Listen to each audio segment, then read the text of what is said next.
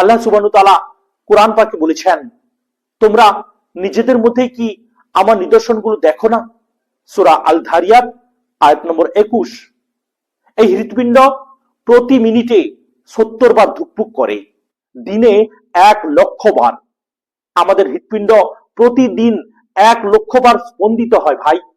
একবারও সে ভুল করে না, একবারও ছুটিতে যায় না।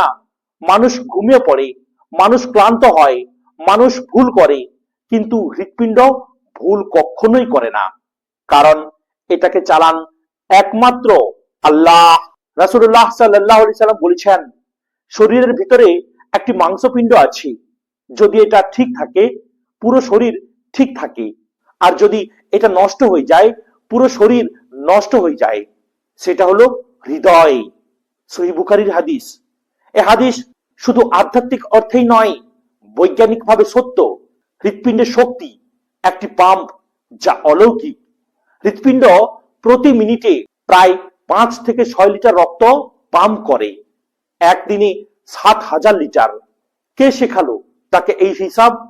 কে বলল কখন দ্রুত হবে, কখন ধীর হবে? যখন আপনি দৌড়ান, হৃৎপিণ্ড স্বয়ংক্রিয়ভাবে 2 থেকে 3 গুণ দ্রুত হয়। যখন আপনি দুঃখ পান, হৃৎপিণ্ড ভারী হয়ে যায়। যখন আপনি আল্লাহ স্মরণ করেন, হৃৎপিণ্ড শান্ত হয়ে যায়। কি অটোমেটিক সিস্টেম, তাই না ভাই? কোথায় আছে এর সেন্সর? এটাকে পরিচালনা করে কে? একমাত্র আল্লাহ। আল্লাহ সুবহানাহু ওয়া তাআলা কোরআন পাকে বলেছেন, নিশ্চয়ই আল্লাহর স্মরণেই হৃদয় প্রশান্তি পায়। সূরা আর-রাদ আয়াত নম্বর 28।